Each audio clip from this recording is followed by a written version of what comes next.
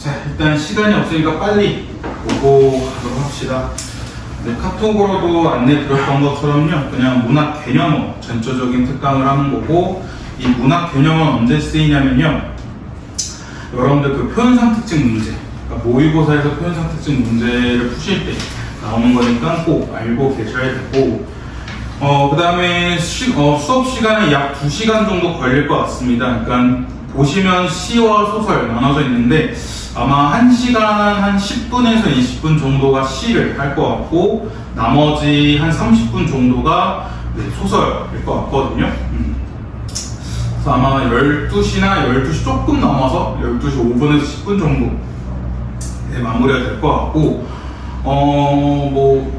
중간에 정말 11시 반이나 그러니까 다음 학원 수업이 12시 있지 않는 이상 다음 학원 수업이 1시나 2시인 분들은 그래도 웬만하면 12시 10분 전에 끝내드릴 테니까 그때까지 다 듣고 가시고요. 네, 그러시면 좋을 것 같고, 이거는 한 번 듣는다 해가지고 다 이해 못 하실 겁니다. 언제나 제가 말씀드린 게 국어 수업이라는 게 한 번 수업 듣는다 해서 100% 다 이해하고 여러분 것을 만들기가 어렵기 때문에 여러분들 좀 반복적으로 계속 보시는 게 제일 중요합니다. 그래서 반복적으로 보시는 방법은 국어의 도구죠. 국어에도 계속 틈틈이 보시면 좋을 것 같고, 그 다음에 이거는 유튜브 영상 올릴 때 그 타임 스탬프라 해가지고 시간별로, 구간별로 나눠서 올려놓을 거예요. 그래서 예를 들어 여러분들이 시상 전개 방식에 대해서 좀 헷갈린다 하면 거기서 시상 전개 방식만 딱 클릭하면 바로 들을 수 있게 설정해 놓을 테니까 그거 참고하시면 되고, 혹시나 교재를 잃어버리시거나 아니면 교재를 PDF 파일로 보고 싶으신 분들은 이건 블로그에 다 올려드릴 겁니다. 블로그에 다 올려드릴 거고, 그 다음에 PDF 파일이랑 그 다음에 수업 영상 링크까지 다 여러분들 단톡방에 올려드릴 테니까 그거 참고하셔서 보시면 좋을 것 같습니다. 자, 그럼 빠르게 1페이지 보도록 하겠습니다. 자, 첫 번째부터 보시면요, 시의 구성 요소에 대하여 화자, 청자, 시적 대상에 대한 내용이 있고요. 일단은 우리가 이 개념에 들어가기 앞서서 먼저 뭘부터 체크하고 가시면 좋을 거 아니면 시가 무엇인지부터 체크하고 가시면 좋을 것 같거든요. 그러니까 시라는 게 과연 왜 썼고 우리는 시에서 뭘 파악해야 되는지, 그러니까 우리가 수많은 글들이 있습니다. 수많은 글들이 있는데 이 글들을 읽으면서 그 글을 쓴 목적을 파악하셔야 여러분들이 독해를 할 수 있는 거거든요. 그러니까 예를 들어 어떤 물건을 샀을 때 또 딸려온 글이 있는데 그거 봤더니 그 제품에 대한 사용 설명이 쫙 있는 겁니다. AS는 어떻게 맡겨야 되고, 그 다음에 고장난 시에는 또 어떻게 해야 되는지, 그 다음에 제품별로 버튼에 대한 설명이 있는 거면 우리는 거기서 이 제품의 기능과 이 제품에 대한 설명을 파악하기 위해서 그 사용 설명서가 있는 거고, 그 다음에 논설문이나 주장문 같은 거 읽으실 때는 이 사람이 과연 뭘 주장하고자 하는지 그걸 파악하시면서 글을 읽어야 되는 것처럼 시 역시도 똑같이 글이기 때문에 이 시를 읽으면서 여러분들이 어떤 걸 파악하셔야 되고 어떤 걸 좀 중점을 둬야 되는지를 먼저 기억해 두셔야 되는데, 우선은 먼저 말씀드린 시라는 거는요, 간단합니다. 시인이 자신의 감정과 정서를 효과적으로 전달하기 위함입니다. 그러니까 어떤 시인이 자신이 어떤 상황 속에서 어떤 감정을 느낀 겁니다. 감정을 느꼈을 때 그 감정은 자기만 알고 있기보다는 이걸 다른 사람들이랑 공유하고 싶은 거야. 다른 사람들과 이야기하고 싶은데, 근데 그걸 그냥 무작정 글로 산문식으로 쫙 쓰는 거는 좀 밋밋하고 재미가 없으니까 이걸 이제 조금 더 운율이랑 여러 가지 표현 방식을 섞어가지고 글을 만들어내는 게 바로 시라고 생각하시면 됩니다. 그래서 여러분들이 이 시를 읽으면서 가장 정말 기본적으로 판단하시면 되는 게 이 시인의 감정과 정서입니다. 다른 거 다 필요 없어요. 이 감정과 정서만 우선적으로 판단하시는 게 제일 좋고요. 그 다음에 여러분들이 시가 어려운 이유가 뭐냐면 감정과 정서를 그냥 다이렉트로 직접적으로 말하기보다는 되게 돌려서 말을 합니다. 간접적으로 말을 하는데 그 간접적으로 말하는 방식이 바로 효과적으로 전달하는 거거든요. 그러니까 이 효과적으로 전달하는 게 무슨 말이냐면, 그러니까 여러분 본인 스스로만 생각해 보라는 거야. 그러니까 너네들이 이런 경험이 있었어? 혹은 너네들이 이런 경험이 없었으면 나중에 이런 경험할 때 이런 감정을 느낄 수 있을 거야 라는 식으로 마치 그 글을 읽는 사람이 이 시를 쓴 시인처럼 똑같이 느끼도록 하는 게 바로 효과적인 전달이거든요. 그러니까 막 그런 게 제가 막 여러분한테 뭐 어떤 사랑과 뭐 첫사랑설이라든가 이별설을 막 얘기해. 그럼 여러분들 그걸 들으면서 그렇구나. 나도 그냥 넘기는 게 아니라 여러분들이 그 이야기 들으면서 마치 나인 것처럼 내가 그 상황을 직접 겪은 것처럼 여러분들이 상상해보도록 하는 게 바로 이 효과적인 전달이거든요. 그렇게 해야 조금 더 이 시를 읽는 독자 입장에서 좀 더 수월하게 이해할 수 있기 때문에 그래서 시인이 자신의 감정과 정서를 효과적으로 전달한다는 거고요. 여기서 바로 시에서의 문제가 다 나옵니다. 첫 번째는 바로 이거예요. 시인의 감정과 정서. 이게 첫 번째 포인트고요. 두 번째는 효과적으로 전달한다가 두 번째 포인트입니다. 그래서 시에서 문제가 나오는 건 간단해요. 시에서 문제는 딱 두 가지밖에 안 나옵니다. 첫 번째, 아까 말씀드렸던 것은 감정과 정서인데 시인 혹은 화자라고 하는데 시인의 감정, 정서를 파악하는 문제가 나오고요. 그 다음에 이런 감정과 정서와 관련 있는 게 바로 태도, 어조, 그 다음에 이 감정과 정서를 느낄 수 있는 상황 등 이런 감정과 정서와 관련한 문제가 제일 첫 번째로 나옵니다. 그러니까 여러분들이 감정과 정서를 그냥 느끼는 게 아니라 어떤 상황에 처해 있어야 그 감정과 정서를 느끼는 거고, 그 다음에 여러분의 태도와 어조의 경우에도 무조건 감정과 정서에 영향을 받을 수밖에 없어요.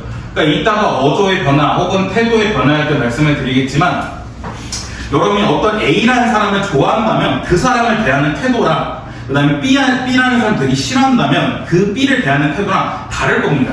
A는 여러분들 좋아할 테니까 되게 착하게 좋은 태도를 보이겠지만 B는 여러분들이 되게 싫어하기 때문에 막대하거나 아니면 나쁘게 대할 테고요. 똑같이 말투 역시 똑같을 거예요. 그러니까 어조라는 게 말투인데 이 A라는 사람이 여러분들이 좋아한다면 태도 역시 되게 좋게 할 테고, 그럼 더불어서 말투, 어조까지 되게 상냥하게 친절하게 할 테고, 근데 이 B라는 사람을 되게 싫어하시면 여러분들이 이 B를 대하는 태도 역시 되게 부정적일 테고, 더불어서 이 말투, 어조까지도 되게 안 좋게 나갈 겁니다.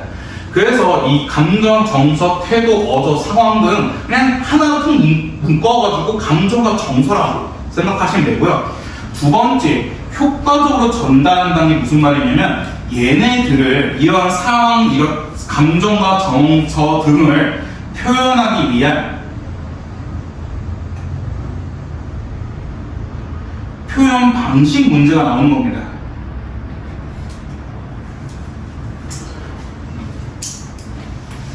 그러니까 내 감정이 지금 내 마음은 되게 순수해. 내 마음은 순수하고 깨끗해. 이런 걸 말하기 위해서 얘들아 내 마음은 되게 깨끗하다 라고 이렇게 직접적으로 말하기보다는 내 마음은 호수다 라고 말하면 여러분들이 호수라는 건 되게 넓고 깨끗하고 그 다음에 되게 잔잔하지 않나? 그럼 이 사람의 마음은 호수라는 거는 호수가 되게 깨끗하고 넓고 잔잔한 거니까 지금 이 사람이 느끼는 마음, 감정 같은 경우는 되게 깨끗하고 순수하고 잔잔한 혹은 넓은, 포용성이 넓은 이런 식으로 여러분들이 이해할 수 있는 게 바로 이런 다양한 표현 방식입니다. 그래서 시에서는 딱 이 두 문제밖에 안 나와요. 근데 이 두 문제를 어떻게 어렵게 내느냐, 어떻게 더 꼬아서 내리냐에 따라서 1학년 시험과 3학년 시험이 좀 나눠질 뿐이고, 그 다음에 3학년 시험 중에서도 수능 시험 중에서도 난이도가 나눠지는 게 이걸 얼마큼 꼬아서 내느냐 이기 때문에 여러분들 그냥 시는 너무 어렵게 생각하실 필요 없이 그냥 단순하게 감정과 정서 파악하고 얘를 표현하기 위한 표현 방식이 무엇이 쓰였는지 얘를 판단하시면 되는 겁니다. 오케이? 이 두 가지, 그래서 이 두 가지에 집중하셔서 우리는 빠르게 개념 수업 좀 볼 거고요. 일단은 수업에 들어가기 전에 미리 말씀드리면 여러분들이 준비하셔야 되는 게 두 가지 정도만 준비해 주시면 되는데 없으면 괜찮고요. 형광펜이랑 그다음에 색깔펜 정도는 꺼내 주시기 바랍니다. 왜냐하면 일단 미리 말씀드리면 이거는 요약본이에요. 이미 이 책 자체가 요약본이거든요. 그러니까 지금 이 책 구성을 보시면 22페이지까지가 개념이고요. 23페이지부터 29페이지까지는 고전어휘입니다. 그래서 그러니까 너네들이 지금 3년 내내 알아야 되니까 수능이라는 시험을 위해서 너네들이 알아야 되는 개념을 그냥 딱 22페이지 안에 요약을 해놓은 거예요. 그러니까 여러분들이 여기서 더 요약해주세요 이러면 말이 안 되는 겁니다. 요약의 요약본을 달라는 건데 이것보다 더 요약할 수는 없어요. 이것보다 더 요약할 수 없기 때문에 딱 22페이지 개념만 알고 있으면 되고요.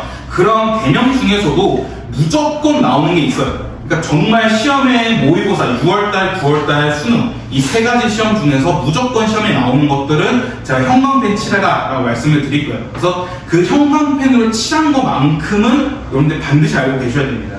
오케이? 자, 그럼 들어가면 바로 처음부터 시적 화자입니다. 화자인데, 자, 차근차근 보시면 이 화는 말하다예요. 자는 사람이라는 뜻을 나타내는 겁니다. 그래서 그냥 단순하게 시적 화자라는 거는 시의 혹은 시에서 말하는 사람을 얘기하는 거고요. 그래서 여기서 계속 나오는 게 바로 위에 보시면 시인이 자신의 생각과 감정을 효과적으로 전달하기 위한 설정한 인물입니다. 그러니까 위에서 계속해서 말씀드린 게 시라는 거는 시인이 자신의 감정과 정서를 효과적으로 전달하기 위해서 이 시를 쓴 건데 그 중에 시적 화자는요, 이런 감정과 정서를 효과적으로 전달하기 위해서 대신, 그러니까 대변인이라 생각하시면 돼요. 그러니까 왜냐면 시인이 그 시 속으로 들어갈 수는 없잖아요. 그렇기 때문에 시인이 시에서 자기를 대변할 수 있는 화자라는 사람을 만들어 놓은 겁니다. 근데 이 화자라는 사람은 진짜 사람일 수도 있고요. 아니면 뭐 가짜, 그냥 인물이, 동물이나 뭐 아니면 사물 등을 사람처럼 의인화시켜서 표현한 그런 사람일 수도 있으니까 그거 체크하시면 되고요. 그래서 화자라는 거는 보통 문제에서 화자, 시적 자아, 서정적 자아라고도 볼 수 있고 이 시적 화자는 시인과 같을 수도 있고 다를 수도 있는 건데 다를 수도 있다는 건 그 말인 겁니다. 다를 수도 있다는 거는 이 화자가 동물이나 사물을 의인화시켜서 그렇게 만든 거기 때문에 그 점 체크해 주시면 좋을 것 같고, 자, 그 다음에 표면적 화자와 이면적 화자가 있습니다. 아마 여러분들 모의고사 몇 번 푸셨으면 표면적으로 드러나는 화자 혹은 겉으로 드러나 있는 화자를 몇 번 선지에서 보셨을 텐데 그냥 말 그대로 시에서 겉으로 드러나 있는 겁니다. 그냥 대놓고 나 화자야 라고 말하고 있는 게 표면적 화자거든요. 그럼 얘는 어떻게 판단할 수 있느냐? 형광펜 1인칭 대명사가 있는지 없는지를 체크하시면 됩니다. 그러니까 이 시에서 나, 저, 우리 이런 거 같은 1인칭 대명사가 있으면요 시에서 직접 드러나 있는, 겉으로 드러나 있는 표면적 화자이다 라고 체크할 수 있는 거고, 그와 반대로 이면적 화자는 겉으로 드러나 있지 않은 화자입니다. 그래서 얘도 마찬가지로 1인칭 대명사가 없는 게 바로 이면적 화자입니다. 그래서 여러분들이 문제 선지에서 이 작품 가에서는 표면적으로 드러나는 화자 혹은 표면적 화자 아니면 겉으로 드러나는 화자가 뭘 얘기하고 있다 라고 이렇게 있는 선지가 있을 경우에는 1인칭 대명사가 있는지 없는지만 판단하시면 돼요. 나머지는 다 상관없습니다.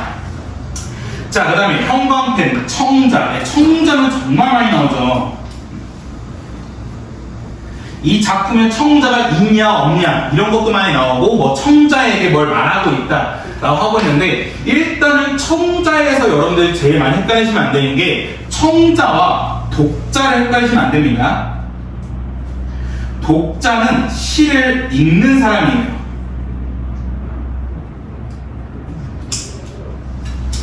그렇기 때문에 여러분들은 청자가 아니고 독자입니다. 그러니까 여러분들 가끔씩 이런 질문하는 경우가 있어요. 뭐 청자가 시에서 듣는 사람이니까 나 자신 아니냐 라고 이렇게 헷갈리신 분들이 있는데 전혀 아니고요. 청자는 시에서 듣는 사람. 왜냐하면 말하는 사람, 화자가 있을 테니까 당연히 말하는 걸 듣는 청자도 있겠죠. 그렇기 때문에 청자는 시에서 듣는 사람을 얘기하고요. 밑에 이 두 가지의 방법 형광펜 다 칠하세요. 2인칭 대명사 혹은 말을 건네는 방식, 이거 다 무조건 알고 계셔야 됩니다. 그러니까 문제에서 청자가 있냐 없냐 혹은 청자가 드러나 있느냐 아니면 청자에게 뭘 말하고 있느냐라는 문제가 나왔을 때는 2인칭 대명사 혹은 말을 건네는 방식이 있는지 없는지만 판단하시면 됩니다. 그러니까 이게 여러분들 뭐 예를 들어 그랬어요. 너는 어디인지 모르겠다. 당신이 너무 보고 싶습니다. 이런 식으로 2인칭 대명사가 있으면 이 작품에 청자가 있는 겁니다. 그러니까 여러분들이 생각하기 청자니까 듣는 사람이 있어야 되는데 그러면 화자랑 청자랑 직접 대화를 해야 되지 않나? 이런 경우도 있겠지만 화자 혼자서 독백처럼 말하는 경우가 있는데 그 독백처럼 말할 때 이 시에서 듣는 사람, 2인칭 대명사가 있는 경우가 있거든요. 그렇기 때문에 청자가 있는지 없는지는 2인칭 대명사 혹은 말을 건네는 방식을 생각하시면 되고요. 자, 그 다음에 시적 대상입니다. 자, 여러분들이 종종 문제를 푸실 때 시적 대상이 뭔지 모르겠다라고 하는 경우가 있는데 시적 대상은 간단합니다. 밑에 써 있는 것처럼 시에서 시적 화자를 제외한 모든 것을 다 시적 대상이라고 합니다. 그러니까 간단한 거예요. 그러니까 시에서 화자가 있을 때고 청자가 있을 때고 여러 가지 물건들이 막 나올 텐데 다 상관없습니다. 그냥 화자 빼고 모든 게 다 시에서 말하는 시적 대상인 겁니다. 오케이? 뭐 간단하고요. 가끔씩 이런 문제가 나오는데 화자가 대상에 대하여 긍정적인 태도 혹은 긍정적인 정서라고 볼 수 있는데 긍정적인 태도, 정서를 보인다면 시적 화자와 시적 대상의 심리적 거리가 가깝고요. 반대로 부정적인 정서, 부정적인 태도를 보인다면 심리적 거리가 멀습니다. 그러니까 이게 무슨 말이냐면 심리적 거리가 가깝다, 멀다라는 의미가 뭐냐면 속마음을 말할 수 있느냐 없느냐입니다. 그러니까 거리가 가까우면 속마음을 알 수 있는 거고요. 거리가 멀면요 속마음을 모릅니다. 그러니까 여러분들 친구 사이 생각하시면 돼요. 친구 사이에서 여러분들 친한 친구한테는 뭐 이 친구한테 내 속마음, 내 고민을 다 털어놔. 그 이유가 그 친구랑 여러분들이 심리적 거리감이 가까워서 그래요. 근데 여러분이 그 친구와 심리적 거리가 가까운 이유가 뭐냐면 그 친구에게 긍정적인 정서, 긍정적인 태도를 보이고 있기 때문에 심리적 거리가 가까운 거고 반면에 여러분들 되게 싫어하는 친구가 있어. 그 싫어하는 친구한테 여러분들이 고민이나 속마음 다 얘기하지 않잖아요. 그 이유가 그 친구랑은 심리적 거리가 멀어서 그래. 거리가 멀어서 그러는데 심리적 거리가 먼 이유는 여러분들이 그 친구를 좀 싫어하거나 부정적인 감성, 부정적인 태도 이런 것들을 보이고 있기 때문에 심리적 거리가 먼 겁니다. 오케이? 그래서 여기까지가 화자, 청자, 시적 대상의 정말 시의 구구소, 9번 타입 기본 요소에 대해서 얘기를 했고요. 자, 그 다음 페이지 2페이지로 가시면 이제 우리가 시에서 판단해야 되는 시의 화자의 정서와 태도, 어조가 다 나와 있는데 일단 위에서 이거 말씀드리면 정서, 태도, 어조는 그냥 한 가지라 생각하세요.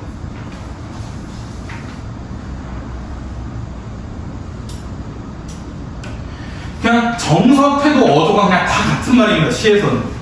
왜냐면 아까도 말씀드렸던 것처럼 여러분들이 어떤 사람에 대해서 긍정적인 정서를 갖고 있으면 그 사람에게 좋은 태도를 보여주는 거고 그래서 그런 좋은 태도를 갖고 있다면 그 사람에게 말하는 어조 역시 말투 역시 되게 상냥할 테니까 이 정서, 태도, 어조는 그냥 다 같은 말이라 생각하시면 됩니다. 오케이?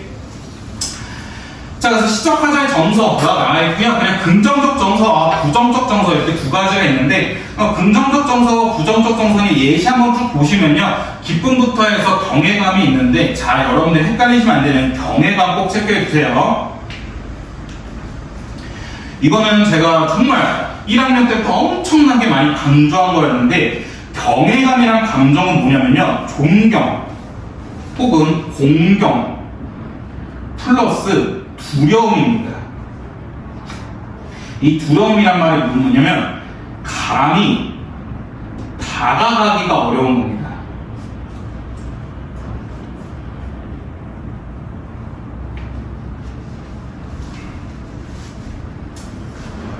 그러니까 여러분들 이것만 보시면 되게 존경과 두려움을 같이 느낀다고? 그러니까 이게 되게 복합적인 감정이에요. 복합적인 감정이기 때문에 이게 쉽게 느껴지진 않습니다. 그러니까 이 경외감이라는 걸 느낄 수 있는 대표적인 존재가 누구냐면 초월적인 존재예요. 그러니까 신 같은 존재 혹은 또 어떤 게 있냐면 뭐 예를 들어 독립투사 같은 분들, 이런 분들에게 우리가 감정을 느끼는 게 바로 경외감입니다. 그러니까 왜 그러냐면 일단 첫 번째, 초월적 존재, 신이란 존재한테 우리가 왜 경외감을 느끼냐면 신은 전지전능합니다. 모든 걸 다 알고 모든 걸 행할 수가 있어요. 그래서 와, 저 사람은 정말 대단해. 아니, 그러니까 저 존재는 정말 대단해 하면서도 두려운 거야. 왜? 내가 나쁜 짓을 하면 저 사람이 다 알아가지고 나한테 벌을 줄 수 있기 때문에 한편으로 두려움이 있는 거예요. 그 다음에 우리 독립투사분들 보시면 되게 존경스럽잖아요. 근데 너네 한번 생각해봐. 너네가 일제강점기로 돌아간다면 독립투사분들처럼 열심히 독립운동을 할 수 있겠느냐? 라는 질문을 받으면 너네 쉽지 않을 것 같은데요? 이런 말이 나올 거 아니야. 그러니까 우리는 독립투사분들에게 엄청난 존경심, 공경심을 갖고 있는데 한편으로는 두려움이라기보다는 감히 다가가기 어려운 거야. 감히 내가 범접할 수 없는 정말 대단한 분이기 때문에 우리 독립투사분들에게 경외감이라는 감정을 느끼는 겁니다. 그러니까 나 따위가 감히 독립투사분에게 이렇게 말을 걸어도 되나? 감히 나 따위가 독립투사와 비교하는 게 말이 되나? 이런 식으로 독립투사분들은 정말 대단하신, 존경할 만한 분들인데 두려움이기보다는 내가 감히 다가가기 어려운 그런 존재들을 바로 경외감이라 합니다. 오케이? 그러니까 여러분들이 시에서 경외감 느끼기가 되게 어려워요. 왜냐면 경외감이라는 존재를 느끼기가 너무 어려운 게 독립투사 분들에게 경외감을 느낄 수 있지만 독립투사 분들은 본인들이 막 시 저항하는 시를 썼단 말이야. 그러니까 독립투사가 독립투사를 되게 존경하고 경외하는 감정이라는 그런 시를 많이 안 썼어요. 그렇기 때문에 여러분들이 문제에서 시에서 경외감을 느끼고 있다 하면 웬만하면 답이 아닙니다. 그러니까 아예 답은 아니고요. 아예 답이 아니라고 말 못하고 한 10%? 그러니까 정말 안 나와요, 경외감. 그러니까 경외감은 나오기가 너무 힘듭니다. 그럴 때 여러분들 만약에 모의고사나 수능 같은 거 푸시면서 경외감이라는 감정이 나와 있다 그러면 일단 의심부터 해야 돼. 얘는 적절하지 않은 확률이 너무 커요. 경외감은 감히 느끼기가 어려워, 우리가. 오케이? 근데 왜 제가 이렇게까지 강조하냐면 여러분들이 경외감이라는 그 단어 자체가 뭔가 있어 보여서 그냥 답을 체크해. 적절한 걸 체크하려면 경외감이 뭐였지? 좀 단어가 있어 보이네? 그래서 그냥 아무 생각 없이 그냥 체크해버리는데 경외감이라는 감정은 느끼기가 좀 어렵습니다. 오케이?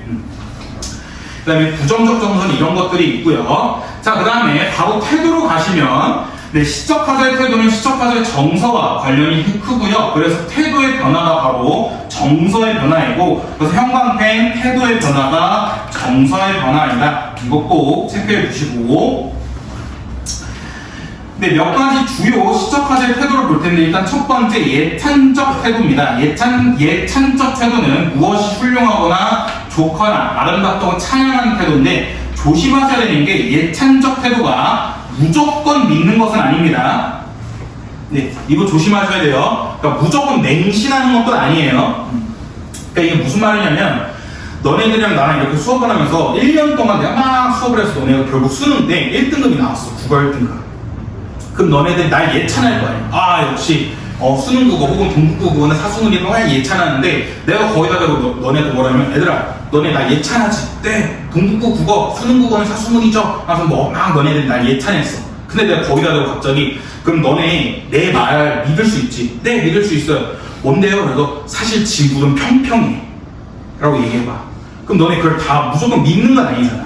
내가 갑자기 얘들아 사실 지구는 평평해. 너네 안 믿으면 야, 왜 안 믿어? 너네 나 예찬한다면서 하면서 막 내가 뭐라 해도 너네 이건 믿지 않을 거 아니야.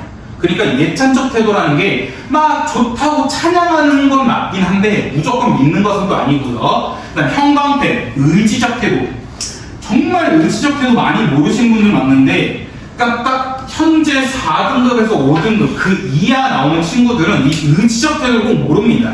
의지적 태도가 뭐지? 그러니까 의지적이란 말은 들어봤는데 얘가 어려운 단어는 아닌데, 내가 너네한테 의지적 태도가 뭐야? 라고 말하면 여러분 대답을 못하는 경우가 많은데 간단합니다. 형광펜, 무엇이든지 어떤 행동을 하고자 한다면 다 의지적 태도입니다. 간단해요. 그냥 어떤 행동, 액션이 드러나 있으면 다 의지적 태도야. 그러니까 여러분들이 그래서 가장 많이 헷갈려하고 오해하는 게 뭐냐면 이별과 관련된 시에서 의지적 태도가 없다 생각하는 경우가 있어요. 근데 그건 절대 아니고요. 이별과 관련된 시에서 당신 너무 보고 싶습니다. 난 어떡하죠? 당신 없이 살 수 있을까요? 이렇게 말하면 화자의 액션이 없어. 화자의 행동이 없기 때문에 이때 의지가 없는 거거든요. 근데 여러분들 배웠던 거 생각해보고 서경보고 생각해봐. 서경보에서 뭐라 해요? 당신을 쫓아가겠습니다. 당신을 기다리겠습니다. 이런 식으로 화자의 행동, 액션이 나오거든요. 그럼 그때는 의지적 태도가 있는 거야. 왜냐면 화자가 어떤 액션을 취했잖아. 기다리겠다, 쫓아가겠다, 따라가겠다 이런 식으로 화자의 액션, 행동이 드러나 있기 때문에 이때는 의지적 태도가 있는 겁니다. 오케이? 그러니까 이것만 생각하시면 돼요. 문제에서 의지가 있냐 없냐 따질 때는 행동을 하냐 혹은 액션이 있냐 이것만 따지시면 됩니다.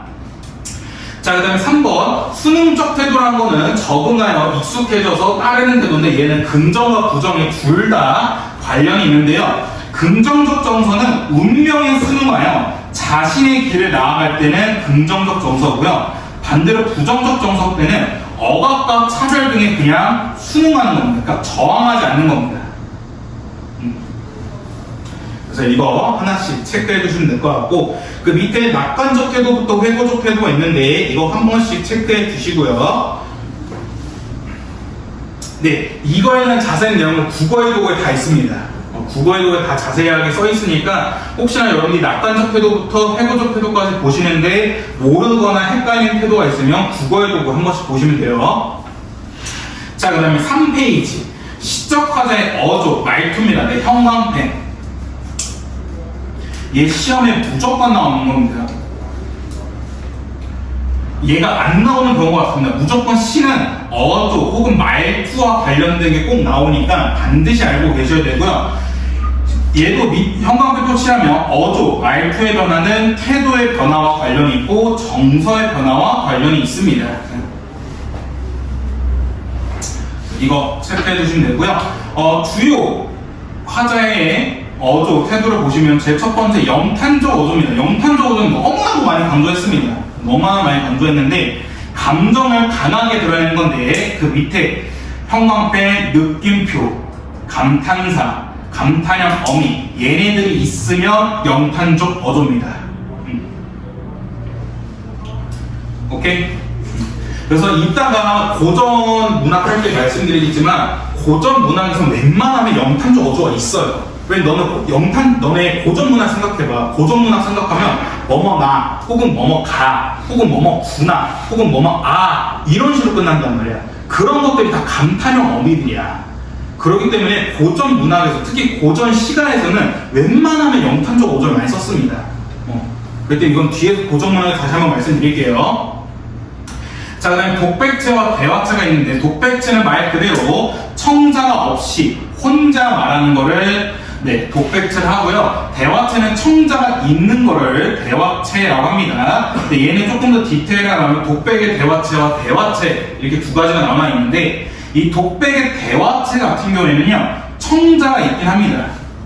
근데 실제로 그 청자랑 대화하진 않습니다. 오케이? 근데 반면에 대화체는 똑같이 청자는 있지만 얘는 실제로 대화를 해요. 그래서 여러분들이 아는 대화체의 대표적인 예시가 뭐냐면 정철의 송민국. 송민국 보면 여인 1과 여인 2가 실제로 대화를 나눠요, 얘네들. 오케이? 그래서 송민국처럼 여인 1과 여인 2가 실제로 대화를 나누는 게 찐 대화체고요. 그렇지 않고 그냥 실제로 대화하진 않고 청자가 있는 상황에서 화자 혼자서 계속 독백말처럼 얘기하는 게 독백의 대화체라고 생각하시면 됩니다. 오케이? 여기까지 괜찮나요? 그 다음 그 밑에 친근한 어조부터 얘도 국어에도 한번 보시면 좋을 것 같고요. 자, 그 다음 페이지 넘어가셔서 4페이지 보도록 할게요. 자, 여러분들이 또 어려워하는 시어입니다. 이 시어와 관련된 문제가 뭐냐면요. 문제 이런 것들이에요. 기억부터 미음에 대한 의미. 의미 파악해라. 이런 문제들이 바로 시어 관련된 문제인데 여러분들이 이 문제를 어려워하는 이유가 뭐냐면요, 정말 이 기억 한 줄만 읽어서 그래. 근데 얘는 기억부터 미음, 이 시어 혹은 시구의 의미를 파악하기 위해서는요, 전체적인 문맥과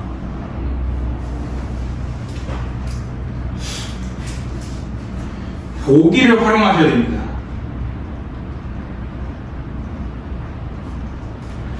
그러니까 얘는 정말 조심하셔야 되는 게, 제가 엄청 강조했어요. 기억부터 미음에 대한 문제 푸실 때 그냥 얘 한 줄만 읽는 게 아니라 얘 최소한 앞뒤로 한두 줄씩은 더 읽어야 된댔어. 왜냐하면 여러분들이 그 한 줄만 읽으면 의미 파악하기가 어렵고, 그 다음에 의미 파악에 오해가 생깁니다. 그러니까 좀 딴 얘기인데, 여러분도 혹시 여러분 태어나기 전인가? 아닌데?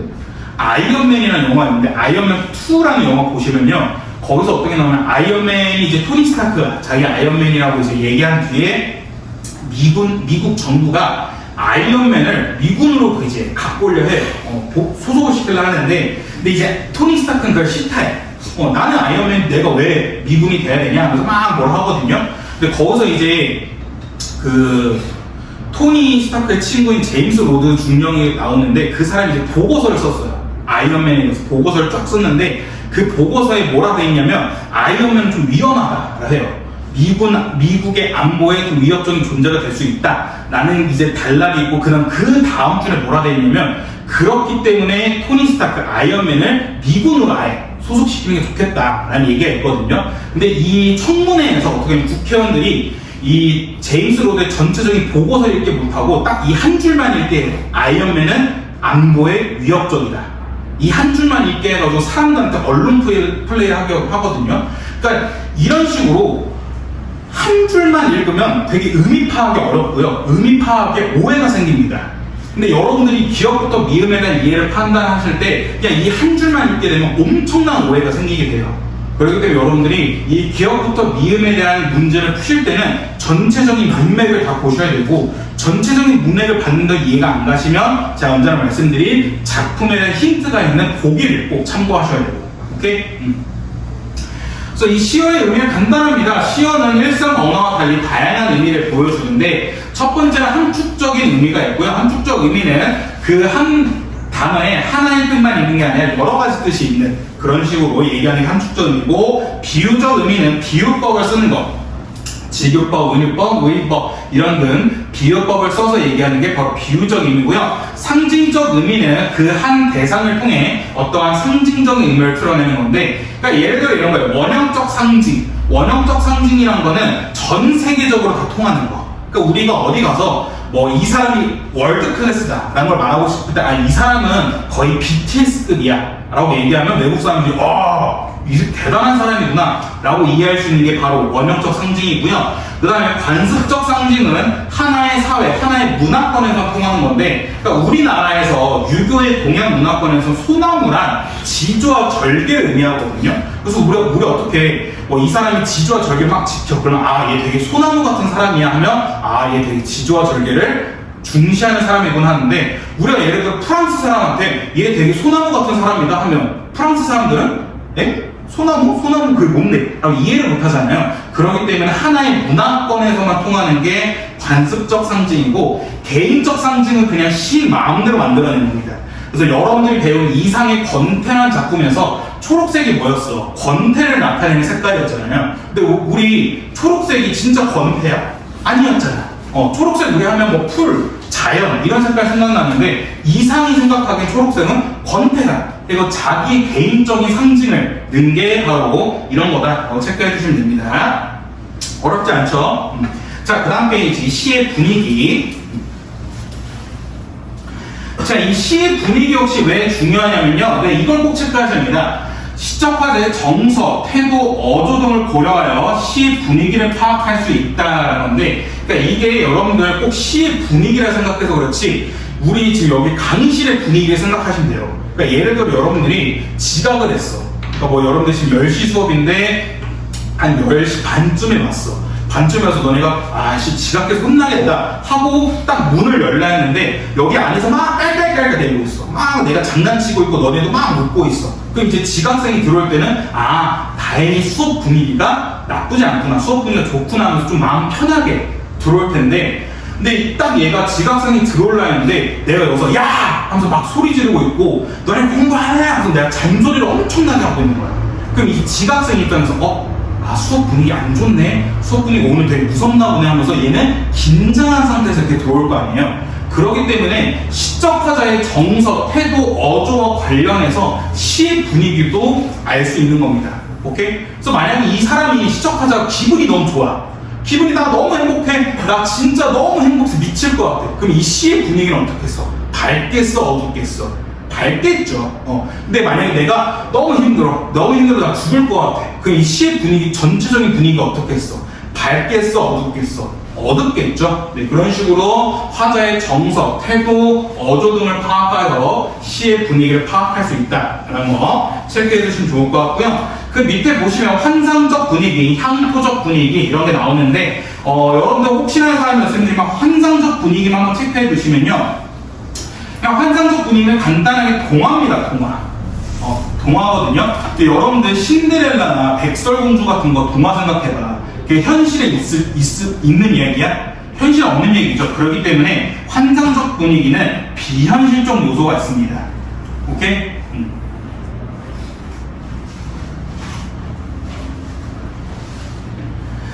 자, 그 다음에 시의 이미지, 심상이라는 것도 있는데요. 얘도 뭐냐면요. 감정과 분위기 등 효과적으로 잘 보여주는 게 바로 시의 이미지, 시의 심상인 겁니다. 그래서 여러분들이 도대체 이 시에는 왜 이렇게 수많은 이미지, 수많은 심상 등이 있는 거지? 감정과 분위기를 드러내기 위해서인 거예요. 그러니까 예를 들어 그거 생각합니다. 너네가 시를 쓰는데 나는 처음에 5등급이었다. 그 다음에 3등급이다. 그 다음에 1등급을 나왔다. 그럼 너네 기분이 어떻겠어? 5등급, 3등급, 1등급이면? 기분이 어떻게? 되게 좋겠죠. 근데 5등급, 3등급, 1등급은 지금 상승하고 있지. 상승하고 있기 때문에 상승 이미지를 씀으로써 내가 기분이 좋다는 것을 나타내는 거야. 야, 너 왜 이렇게 기분이 좋아? 나 5등급에서 3등급 뺐고 이번에 1등급 찍었거든. 와, 너 완전 상승 곡선을 찍었네? 그래서 너 기분 좋은 걸 이렇게 상승 곡선으로 나타냈구나. 라고 말할 수 있는 게 바로 시의 이미지, 시의 심상인 겁니다. 오케이? 그래서 여러분들이 왜 이러한 시의 이미지, 심상을 안 하느냐? 바로 이러한 감정과 분위기 등을 효과적으로 보여주기 때문에 판단하셔야 되고요. 좀 대표적인 게 바로 감각적 이미지입니다. 감각적 이미지는 인간의 오감을 통한 느낄 수 있는 건데 시각부터 촉각 이거 한 번씩 체크해 주시면 좋을 것 같고 그 다음에 여러분들이 은근 어려워하는 게 바로 공감학적 이미지인데 미리 말씀드리면 공감학적 이미지 중요하긴 중요합니다. 근데 수능에는 잘 안 나와요. 모의고사나 수능에서 잘 안 나옵니다. 왜냐면 너무 애매해. 애매한 게 뭐냐면요. 너네 지금 공감각적 이미지의 대표적인 게 푸르른 울음소리란 말이야. 그럼 이게 각각 어떻게 느껴지는지 판단하셔야 되는데 울음소리 너네 울음소리 어떻게 판단해? 인간의 오감 중에 청각입니다. 근데 푸르른은 시각이거든요. 그렇기 때문에 앞에 있는 푸르른이 뒤에 있는 울음소리를 꾸며주고 있고 그 다음에 귀로 들어야 되는 울음소리가 마치 눈에 보이는 것처럼 푸르른이라고 시각적 이미지처럼 나타냈습니다. 그렇기 때문에 청각의 시각화 볼 수 있는데 얘가 왜 수능과 모의고사 잘 안 나오냐면 울음소리 꼭 반드시 귀로 들어야 돼? 눈으로 볼 수 있잖아. 왜냐면 얘가 하면서 울어. 우는 걸 우리가 눈으로 볼 수 있잖아. 그렇기 때문에 푸르른 울음소리 그냥 어찌 보면 그냥 하나의 시각적 이미지처럼 볼 수 있어요. 그러니까 이것처럼 되게 감각적 이미지가 몹시 주관적이기 때문에 그래서 공감각적 이미지는 수능이랑 모의고사 잘 안 나오고요. 이게 나오는 거는 딱 하나, 내신밖에 없습니다. 내신에서 많이 나오니까 이건 내신에서 한 번 더 체크해 주시면 좋을 것 같고 근데 계절감의 이미지는 간단하죠. 봄, 여름, 가을, 겨울을 나타내는 이미지인데 눈 하면 대표적인 겨울이 떠오르고 그 다음에 낙엽하면 대표적으로 가을이 떠오르는 것처럼 이렇게 계절을 떠올리게 할 수 있는 게 바로 계절감의 이미지다라는 거. 자, 그 다음에 비유법입니다. 네. 비유법 빠르게 봅시다. 자, 시의 표현 방식 중에 이제 다양한 시의 비유법이 등장하는데요. 네, 이건 이제는 이제는 여러분들이 이건 다 쉽게 풀 수 있어야 됩니다. 그러니까 뭐 여러분들이 예비 고1이라든지 중학생이었으면 이런 것들 좀 생소하고 어려울 수 있겠지만 혹시나 여러분들이 지금 여기 있는 비유법 중에서 하나라도 헷갈리신다면 이거 반드시 꼼꼼하게 봐주세요. 자, 빠르게 보시면요. 일단 비유법이라는 거는 직접 설명하는 것이 아니라 빗대어서 표현하는 방법을 얘기하고 있고요. 그중 첫 번째가 직유법이 있습니다. 직유법이라는 건 말 그대로 그냥 직접 비유하는 거예요. 근데 직접 비유를 어떻게 하느냐? 형광펜, 뭐뭐처럼, 뭐뭐같이, 뭐뭐듯이와 같은 연결어를 사용하는 게 바로 직유법입니다.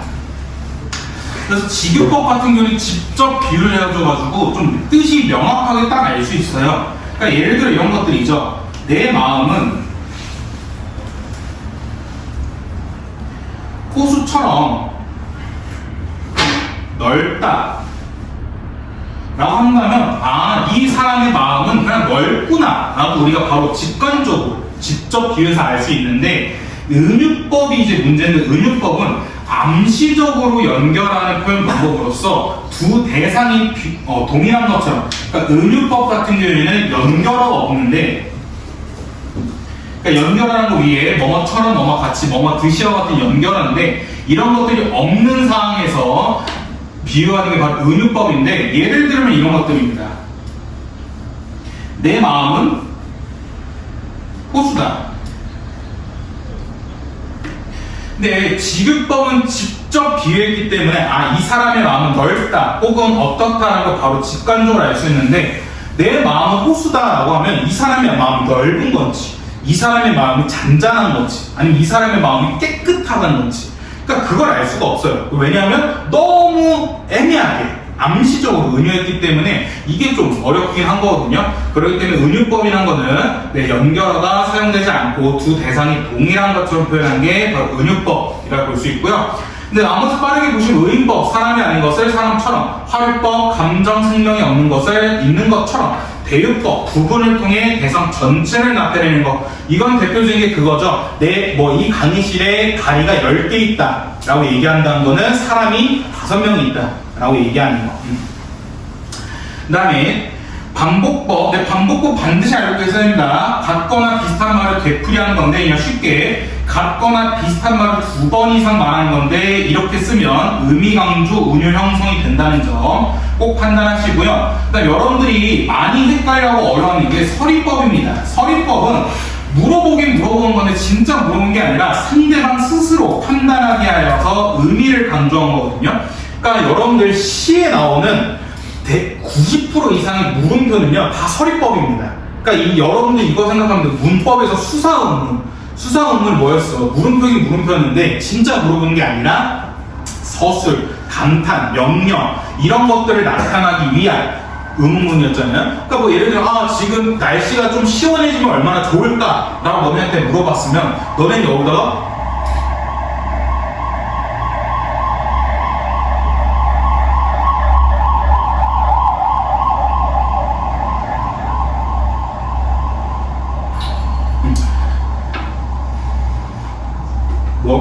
서리법.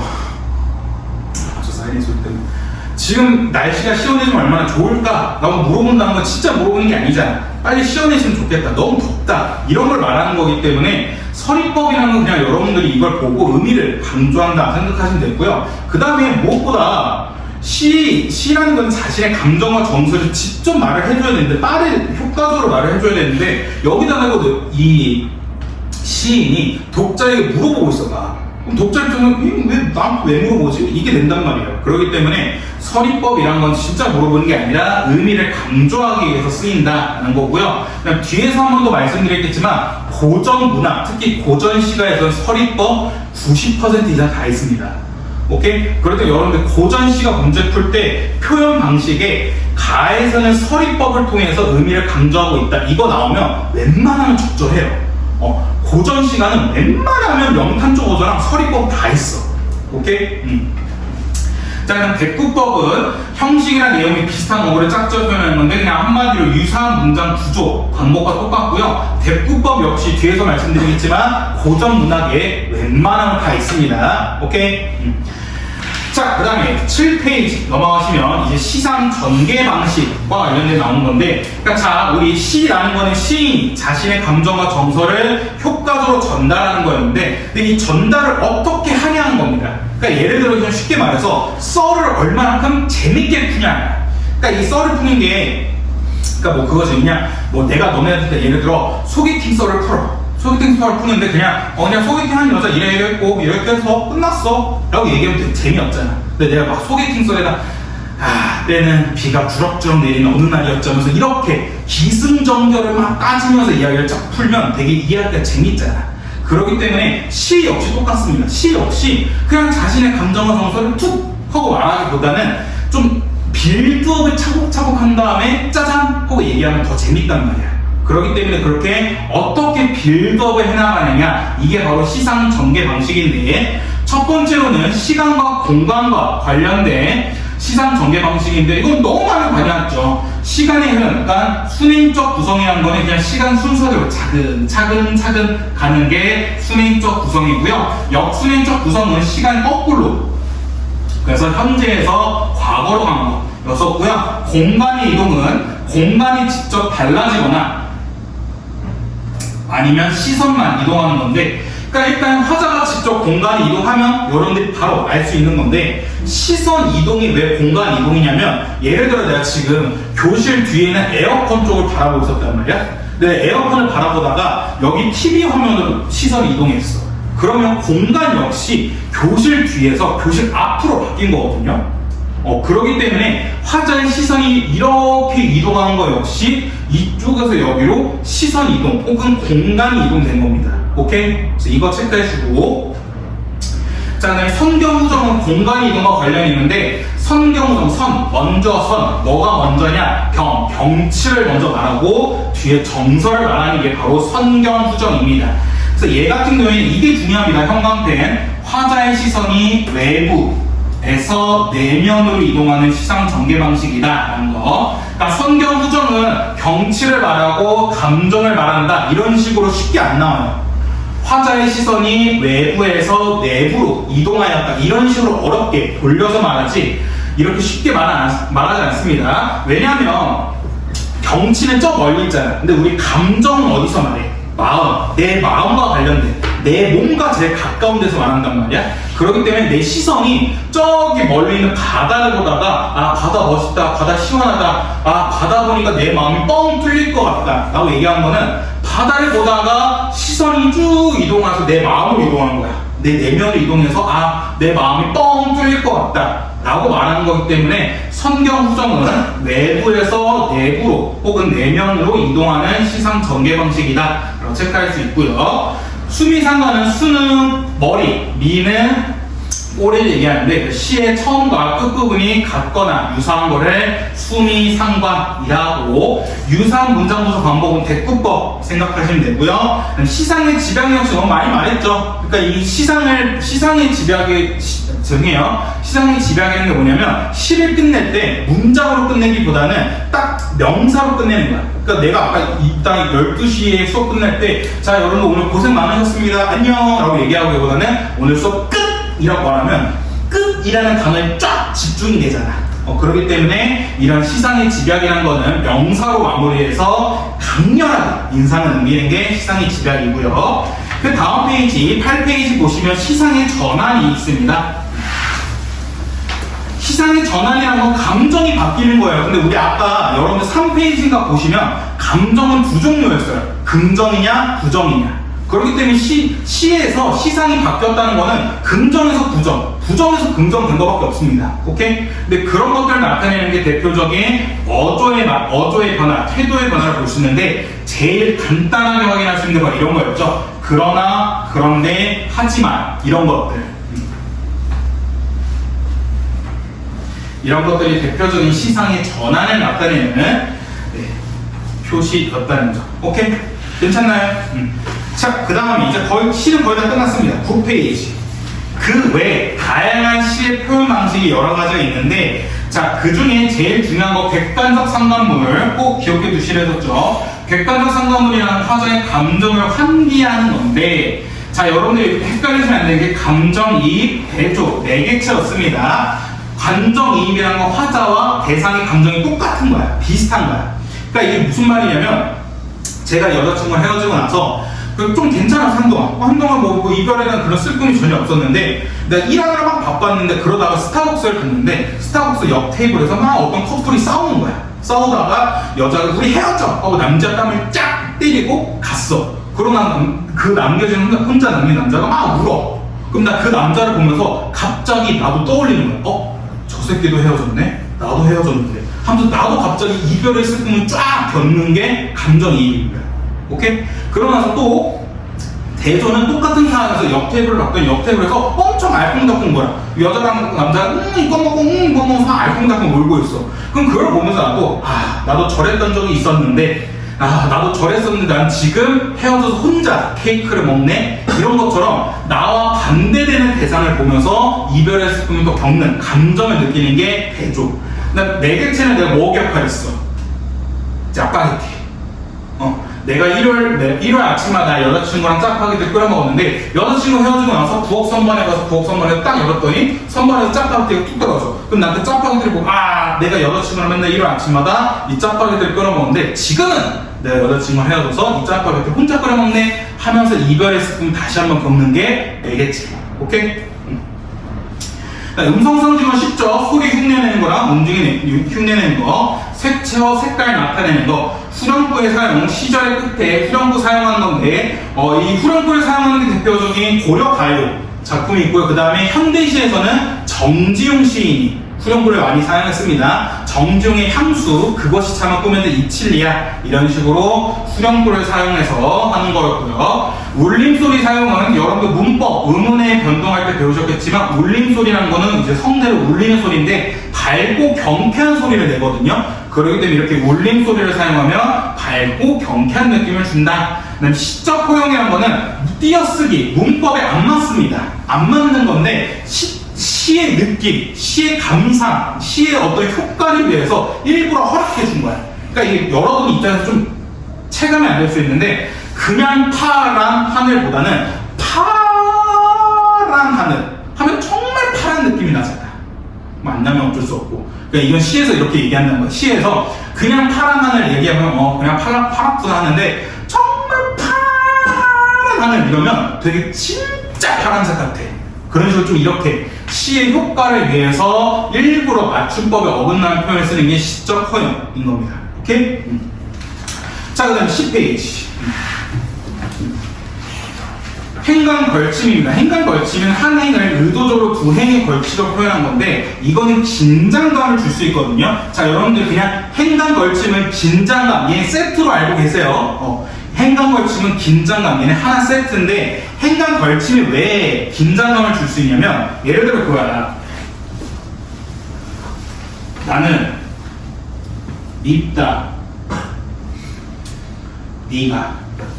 그래서 1행 2행으로 나눴어. 근데 이게 이전에는 나는 밉다 네가 이런 식으로 1행짜리가 있었는데 그러니까 이건 시낭송과 관련이 있거든요. 보통 시낭송은 한 행 단위로 끊어서 읽어야 돼요. 그러니까 보통은 나는 밉다 네가 이렇게 읽어야 되는데 이거를 만약에 두 행으로 찍잖아? 그러면 나는 밉다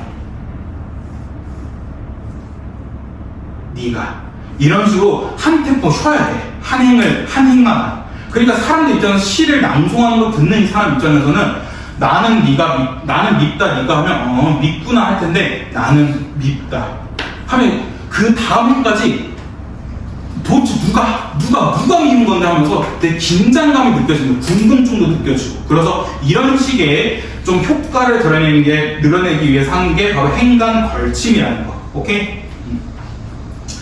시적 여운은 말 그대로 여러분 말하다가 마는 겁니다. 너는 사람이 말하다가 말면 어때? 되게 찝찝하고 되게 여운이 남잖아. 그래서 이렇게 말줄임표를 쓰면 시적 여운이 남는 거고요. 그다음에 추상적 대상의 구체화는 얘는 웬만하면 99% 이상 시에서 볼 수 있는 겁니다. 99% 이상은 웬만하면 다 시에서 볼 수 있어요. 그래서 시 관련된 표현상 특징 문제 나오는데 이 작품에서 뭐 가에서 나에서는 추상적 대상을 구체화하고 있다 하면 웬만하면 적절합니다. 이게 왜 그러냐면 내가 아까 시라는 게 뭐를 전달하는 거였어. 감정과 정서를 전달하는 거거든요. 자, 감정과 정서는 눈에 보이거나 손으로 잡을 수 있어? 못해. 그렇기 때문에 감정이란 거는 추상적이야. 근데 이걸 마치 손에서 손으로 전해주듯이 전달을 한대. 이렇게 전달하려면 구체화시켜야 돼. 그렇기 때문에 감정과 정서를 전달하기 위해서는 추상적인 대상, 이런 감정들을 구체화시켜야 되기 때문에 시에서는 웬만하면 추상적 대상의 구체화가 있습니다. 자, 그 다음에 색채 대비면 색깔의 차이가 있으면 되는 거고요. 자, 그다음에 풍자와 해악. 이건 너무나 많이 얘기했죠. 풍자, 해악 둘 다 공통점이 웃음을 유발하는 거였습니다. 웃음을 유발하는 거였는데, 대신 왜 웃음을 유발하는 거였는데, 풍자는 부정적인 인물을 비판하기 위해서 그 인물을 우스꽝스럽게 만드는 거고요. 해악은 실험과 고통을 받는 인물을 위로하고 동정하기 위해서 이 우스꽝스럽게 만드는 겁니다. 그러니까 예를 들어 풍자는 양반정 같은 데서 되게 허세가 많은 양반 애들을 우스꽝스럽게 얘기하는 거야. 왜? 양반을 비판하고 싶어서. 근데 심청전에서 신봉사가 있습니다. 신봉사 눈에 안 보여. 이 신봉사 눈에 안 보이는 사람이 길을 걷다가 비 오고 나서 그냥 땅바닥에 조그맣게 생긴 물 웅덩이가 있었단 말이야. 근데 우리 같았으면 그냥 이거 비 와서 물 웅덩이 있네 하고 피해가거나 아니 뭐 그냥 쑥 하고 그냥 갔을 텐데 신봉사는 눈이 안 보니까 거기에 빠진 거야. 근데 빠졌는데 신봉사는 이게 물 웅덩이인지 모르고 자기가 호수에 빠진 줄 알아. 우물에 빠진 줄 알아서 허적거리면서 아이고 살려주세요 살려주세요 살려주세요 막 이런단 말이야. 그 모습이 되게 우스꽝스럽거든요. 그럼 우리는 그런 물에 빠져서 허우적거리는 신봉사 보면서 에이 꼴 좋다 라고 얘기하기보다는 아이고 신봉사 웃자냐, 아이고 신봉사 불쌍해서 어떡해 라는 식으로 신봉사를 위로하고 동정하게 돼. 이런 식으로 어떤 인물을 위로하고 동정하기 위해서 쓰는 게 바로 해학입니다. 오케이? 여기까지가 시 파트입니다.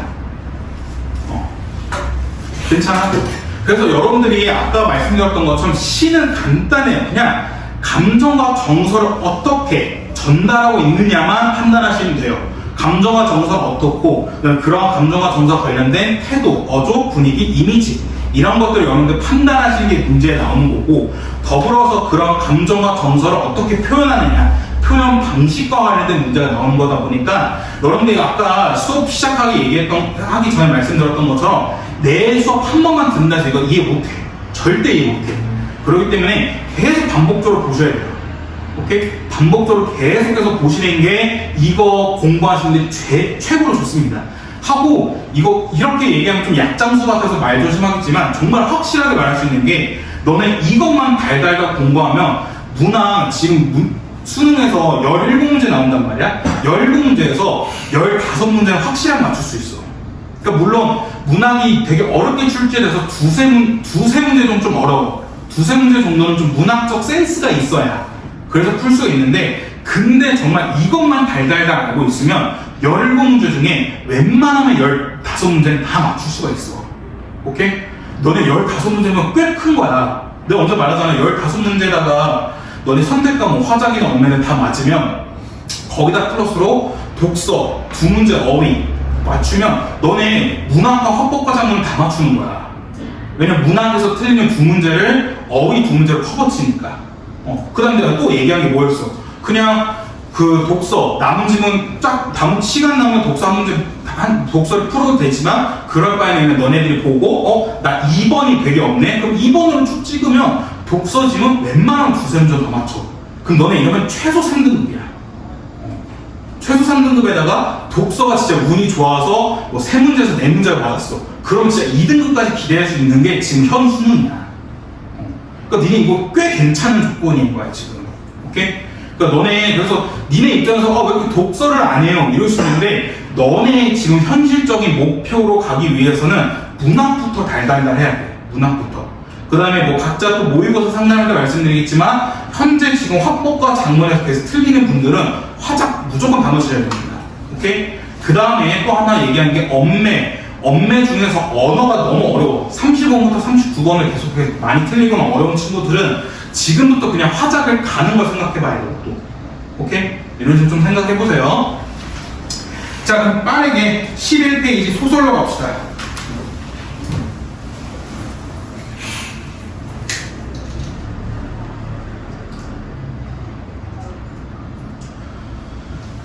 잠깐만. 목이 아파서.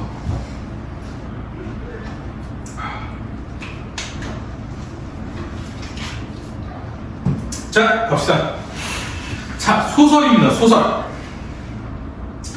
자, 여러분들 소설, 아까 말씀드린 시라는 거는 시인이 자신의 생각과 감정 등을 얘기하는 거였는데, 자, 소설도 똑같습니다. 작가가 자신이 말하고자 하는 말을 전달하는 겁니다. 근데 이 전달하는 방법은 어떻게 하냐? 바로 그 밑에 형광펜 소설의 3요소를 통해서 전달하는 게 소설입니다. 오케이? 그래서 소설은 딱 이 소설의 3요소만 시험 문제 나와요. 다른 거 안 나와. 소설은 다른 문제 하나도 안 나와. 소설은 무조건 이 소설의 3요소와 관련된 문제만 나와. 첫 번째, 주제. 이 작가가 뭘 말하고 싶어 하는지, 그 다음에 인물, 사건, 배경, 그 다음에 서술상 특징, 이 5개밖에 안 나옵니다. 그러니까 너네 오히려 시보다 훨씬 쉬운 게 소설이야. 특히나 내가 언제나 너네 강조했던 거 있잖아. 그 소설은 또 시대별 특징이 있어. 시대별 특징이 있는 게 대표적인 뭐였냐면, 너네 20년대, 30년대, 1920년대, 30년대 때 어떤 문학이었어? 일제강점기였단 말이야. 그렇기 때문에 뭐 일제 저항하는 얘기 혹은 데모하는 이야기 아니면 농촌과 관련된 이야기 많았고, 50년대 때는 한국전쟁이 있었기 때문에 한국전쟁과 관련된 얘기만 나와. 그 다음에 60년대 70년대 때는 독재였기 때문에 독재정권 비판, 민주화, 그와 관련된 내용만 나오는 게 소설이에요. 그렇기 때문에 오히려 소설은 그 흐름만 알고 있고 이 특징들만 몇 가지 알고 있으면 너무 쉬워. 소설은. 그러니까 너네가 소설이 어려운 이유가 뭐냐면 길어서 그래. 그러니까 너네가 이거는 너네 스스로 한번 반성을 해야 돼. 너네가 너네 특히나 요즘 유튜브나 이런 거 아니면 커뮤니티 같은 데 보면 길 글면 맨 마지막 뭐라 돼 있어. 세 줄 요약해달라 하잖아. 그런 거 읽지 마. 세 줄 요약 읽지 마. 하다못해 나무 위키라도 읽어봐. 나무 위키라도 이렇게 천천히 글을 읽어보거나, 아니면 영화도 보면 요즘 그런 거 많잖아. 1시간 반짜리, 2시간 영화짜리 기니까 10분에서 20분짜리 요약한 거 있잖아. 그것만 보는데 그런 거 보지 마. 그런 거 보지 말고 그냥 한번 쫙 보는 게 이게 너네들 문화 분야, 소설을 키울 수 있는 방법이다. 그러니까 너네가 소설이 어려운 건 소설이 길어서 그래, 정말. 소설이 길어서 읽다가 지치네 이런 말이 나와서 보면 소설이 어려운 거지. 소설 문제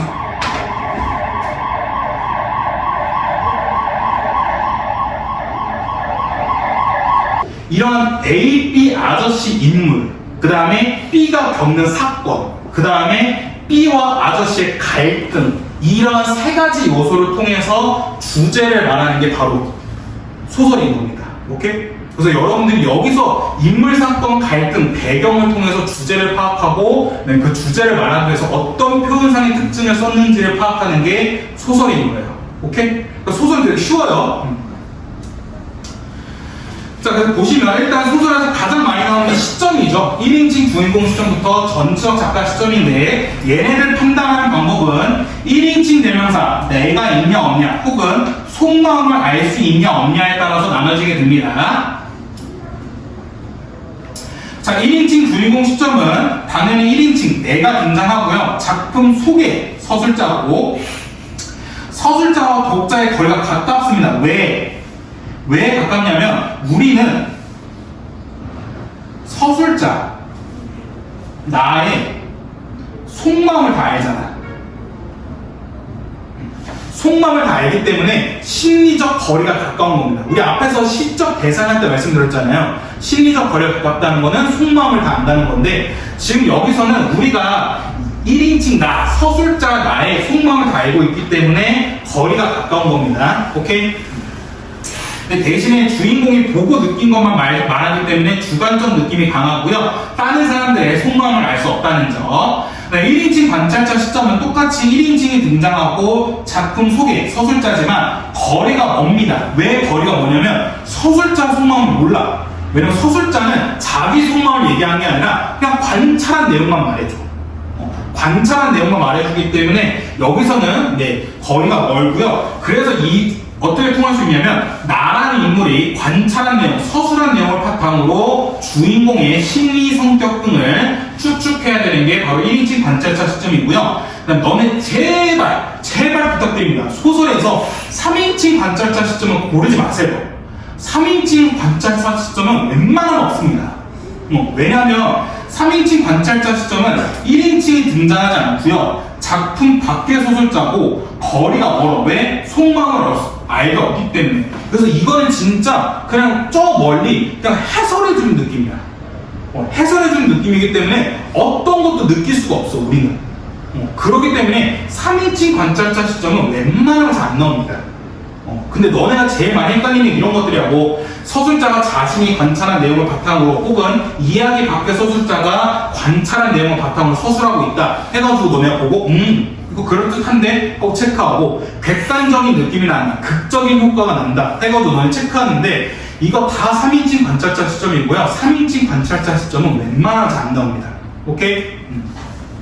자, 그 다음에 제일 많이 나오는 게 전지적 작가 시점입니다. 전지적 작가 시점은 이야기 외부의 서술자가 신처럼 모든 걸 다 알고 얘기하는 거기 때문에 작품 밖의 서술자가 모든 걸 다 얘기하는 거리가 가깝고요. 전지적 작가 시점은 거의 90% 이상이 고전 소설입니다. 고전 소설은 웬만하면 다 전지적 작가 시점입니다. 너네 고전 소설 다 읽어보면 나는 이렇게 얘기 안 해. 땡땡이는, 길동이는, 춘향이는 이렇게 전지적 작가 시점에서 얘기합니다. 오케이? 자, 그 다음 12페이지. 네, 서술 방식인데 이것도 이제 시험 문제 많이 나온다 했었죠. 특정 인물의 시각에서 서술한다는 건데 이거는 그냥 말하는 게 그냥 특정 인물에서 얘기하는 겁니다. 그러니까 1인칭 주인공 시점이 특정 인물의 시각과 비슷하게 생각하면 돼요. 오케이? 그 다음에 의식의 흐름 기법. 의식의 흐름 기법은 그냥 간단합니다. 그냥 생각나는 대로 말하는 거야. 그냥 얘는 인과관계가 없어. 대표적인 게 소설가 구보시의 112야. 소설가 9보시 112 같은 거 보시면 걔가 어떤 얘기 하냐면 갑자기 그냥 집을 나서야 되겠다고 집을 나서. 집을 나섰다가 그냥 뭐 사람들 구경한 얘기하다가 난 갑자기 지하철 타야겠다고 지하철 타. 지하철 탄 다음에 지하철 사람들 구경하다가 난 갑자기 광화문으로 가고 싶어서 광화문으로 가. 그러니까 이야기에 어떤 흐름 자체가 없어. 그냥 생각나는 대로 막 얘기하는 게 의식의 흐름 기법이에요. 오케이?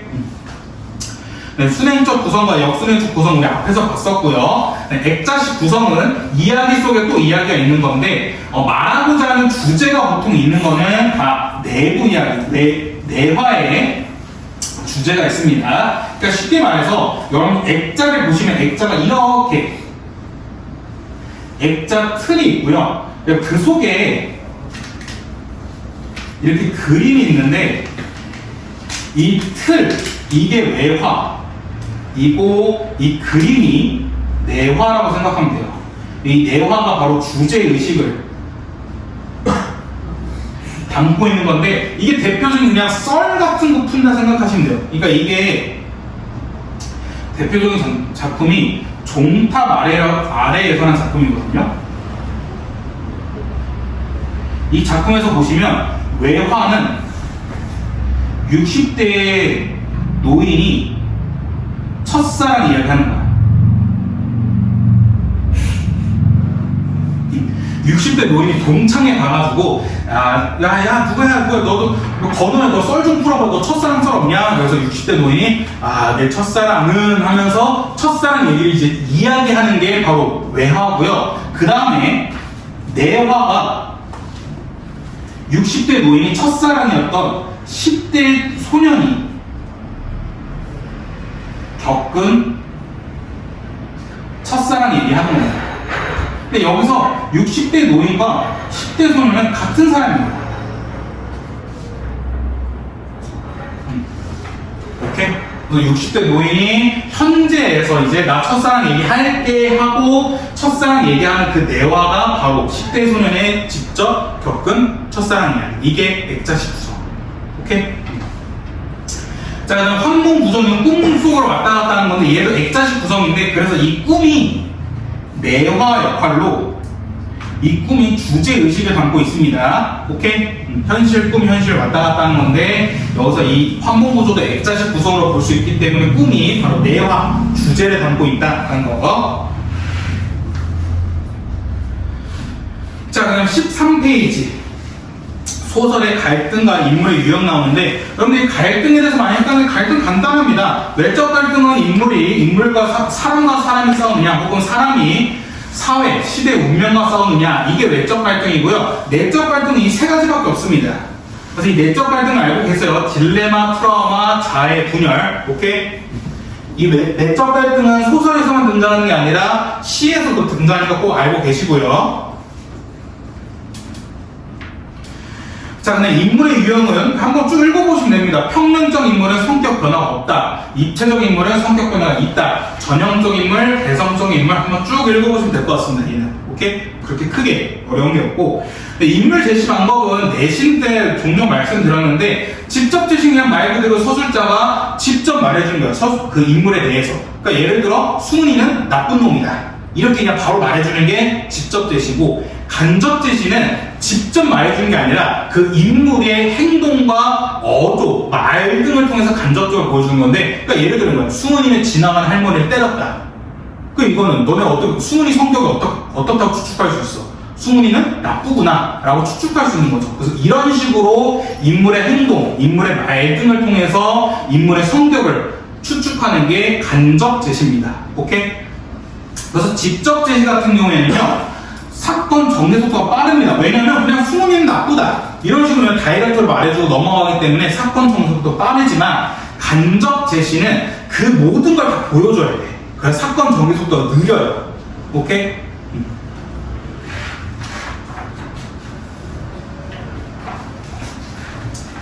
자, 여러분들 좀만 힘내봅시다. 얼마 안 남았어요 이제.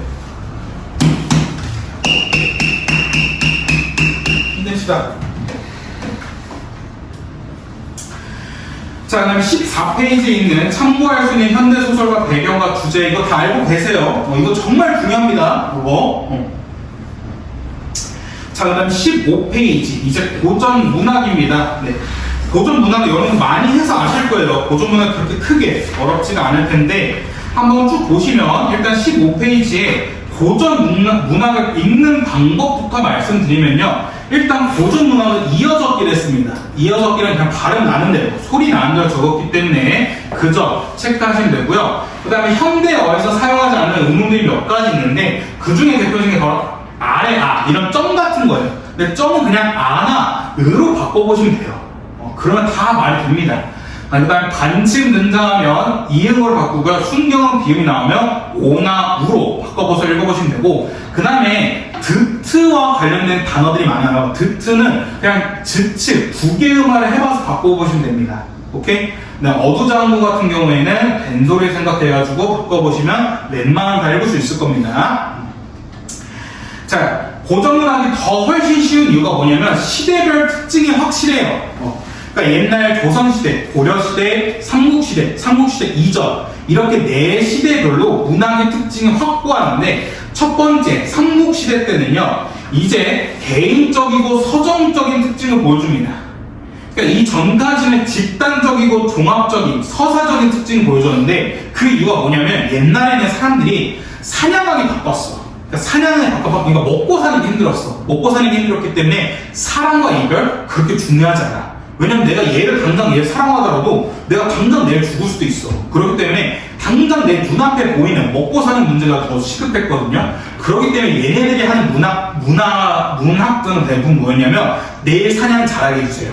아니면 내일 살아남게 해주세요. 이런 것들 좀 주술적인 느낌이 강했습니다. 근데 이제 좀 점차 시간이 지나면서 얘네가 정착을 하고 농사를 지으면서 먹을 게 걱정이 없어진 거야. 그리고 무엇보다 나라가 만들어지면서 나라가 다른 외부 그 공격으로부터 막아주기 때문에 이제는 먹고 사는 문제가 그렇게 시급하지 않아. 그렇기 때문에 먹고 사는 문제가 어느 정도 해결이 됐기 때문에 이제는 그 옆에 있는 사람이 이뻐 보이고 잘생겨 보이는 사람과 이별을 느껴. 그래서 그로 인해서 점차 개인적이고 서정적인 문학을 많이 쓰고요. 당연히 한자로 쓰여진 한문학과 한시가 많았을 거고, 그 다음에 신라시대 때는 향가라는 작품들이 많았고, 삼국시대이기 때문에 건국신화, 설화, 전설 이런 것들이 많았습니다. 자, 근데 고려시대 가게 되면서 지배층들 사이에서는 한자로 쓰여진 한문학과 한시가 많아졌고, 피지배층 사이에서는 고려 가요가 많아지게 되었고요. 그 다음에 고려시대 말부터 시조와 가사가 많아지기 시작했습니다. 오케이? 그 다음에 조선시대 들어와서는 시조와 가사가 정말 전성기였어. 시조와 가사가 엄청나게 많아지게 되고요. 그 다음에 이제는 한문학과 한시를 번역했습니다. 왜? 조선시대 때 훈민정음이 만들어졌기 때문에. 그래서 그런 것들 번역한 언해 이런 것들이 많아졌고요. 민요, 고전소설, 판소리, 민속극 여러 문학들이 많이 생겼고, 그 다음 16페이지. 네, 얘는 여기 위에 형광펜 고전 시가의 대표 주제와 특징이라 해놓고 얘는 그냥 무조건 알아주세요. 본인이 고전 문학이 많이 어렵다, 본인이 그 고전 문학에서 오답이 생긴다 할 경우에는 그냥 이 5가지를 달달달 암기하고 계세요. 이게 제일 중요합니다. 일단 고전 시가 대표적인 주제는 자연 친화, 그 다음에 사랑과 이별, 충, 그 다음에 효, 탕감업이 비판, 삶에 대한 애환 이런 것들이 등장하고요. 그 다음에 형광펜, 고전 시가에서 자주 볼 수 있는 태도 및 표현 방식. 예, 무조건 암기하세요. 고전 시가에서 일단 예찬적 태도 볼 수 있고요. 왜냐면 자연에서 너무 좋기 때문에 자연을 예찬하는 노래 당연히 있을 거고, 의지적 태도, 비판적 태도, 자연 친화적 태도, 안빈낙도, 회고적 태도. 회고적 태도 있는 이유 뭐냐면 얘네가 거의 나이 먹고 은퇴하고 나서 자연 속에 있는 거거든요. 그렇기 때문에 자기의 삶 한번 쫙 돌아봐야 돼. 돌아보는 얘기가 있기 때문에 회고적 태도가 있는 거고, 영탕법, 의인법, 대유법, 서리법, 객관적 상관물, 대꾸법, 웬만한 표현 방식이 얘밖에 없습니다. 그러니까 여러분들이 고전 문학은 표현 방식이 다양할 수가 없어요. 왜냐면 그때 당시에는 그냥 글 쓰는 게 중요했단 말이야. 다양한 표현 방식이 중요했던 게 아니라 얘가 무슨 내용을 담고 있냐가 중요했기 때문에 표현 방식은 그렇게 많지 않았습니다. 오케이? 그럴 때 얘네 무조건 알고 있어야 돼. 고전 문학 나오고 가에서는 대유법을 사용하고 있다, 혹은 대꾸적 표현을 쓰고 있다 하면 웬만하면 다 맞는 겁니다. 오케이? 17페이지. 삼국시대 이전에 고대 가요와 삼국시대의 향가가 나오는데, 고대 가요는 말 그대로 배경설화랑 같이 전달되는 노래인데, 이 5가지 다 알고 계세요. 여러분 이제 고등학교 2학년, 고등학교 3학년 이러면 얘네 다 알고 있어야 됩니다. 네. 극대모하고 공부도하고 나왔죠. 그러니까 여러분 이 5가지는 무조건 알고 있어야 돼. 공무도화가, 구지가, 황조가, 정읍사, 해가 얘네들은 다 기본이야. 그러니까 이게 기본을 떠나서 그냥 진짜 1 더하기 1 수준이야. 그러니까 여러분 이거 모르면 안 돼요. 향가라는 것도 4구체, 8구체, 10구체 향가 방식으로 이 9라는 건 줄였죠. 그 중에 10구체 향가가 가장 완성된, 정제된 형식이었고요. 10구체 향가의 경우 낙구, 9번째 줄, 10번째 줄에 감탄사가 있었고, 그다음 무엇보다 대부분의 작가가 승려했기 때문에 불교 내용이 많았다는 점. 그 중에 대표적인 예시 6가지도 다 알고 있어야 됩니다. 오케이?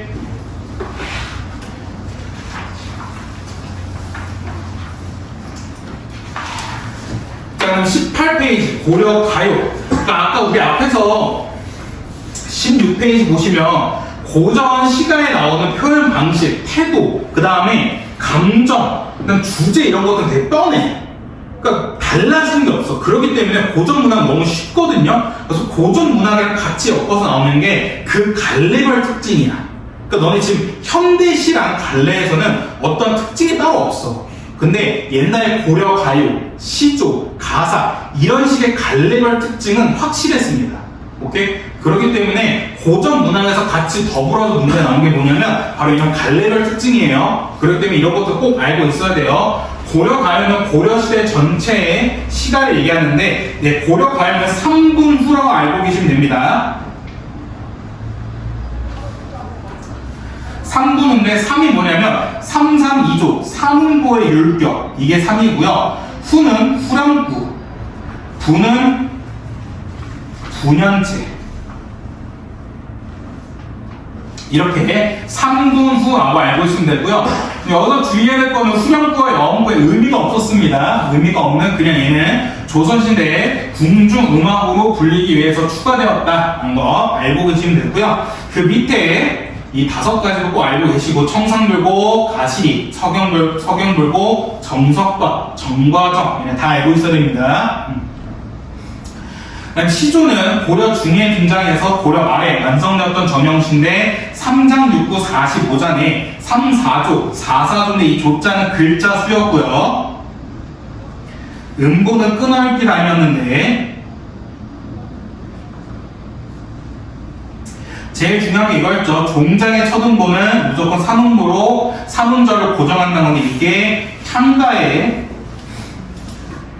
영향을 받은 거죠. 향가 그 낙부의 영향을 받은 게 바로 이 3음절 고정이었죠. 시조의 종류는 평시조, 연시조, 사설시조가 있었고요. 사설시조는 그냥 중장의 내용이 긴 거였는데 이건 보통 평민들이 쓴 거였고, 그다음에 이 맨 마지막 현관펜 시조 작가별 주제 내용 얘도 무조건 알고 있어야 됩니다.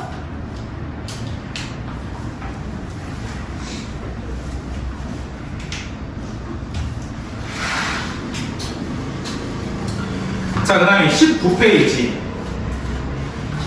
가사는 고려 말에서 조선 초에 등장한 또 문학인데 얘는 깁니다. 그러니까 운문과 성문의 중간 형태인데 운문의 대표적인 예시가 시고요. 산문의 대표적인 예시가 소설인데 그러니까 얘는 내용이 되게 길어요. 근데 내용이 엄청나게 소설처럼 긴데 근데 또 웃긴 게 거기에 운율이 있어. 운을 끊어읽기 단위가 있는 겁니다. 그래서 마치 노래처럼 엄청 길게 말하는 거. 그래서 얘는 행수 제한이 없었기 때문에 그냥 자기가 하고 싶은 말 다 할 수 있었습니다. 오케이? 그래서 또 종류는 유배가사, 기행가사, 내방가사, 은혜가사 이렇게 4가지 있었던 거 꼭 기억해 두셔야 되고요. 그 다음에 대표적인 상충고, 면양정가, 반동묘고 이런 예시들도 반드시 알고 계세요. 얘는 아까 말씀드렸던 것처럼 여기에 써있는 예시는 정말 1 더하기 1 수준의 정말 엄청난 기본입니다. 기본. 이것도 모르면서 고전문화 어렵다 하면 진짜 말 비겁한 거예요. 오케이?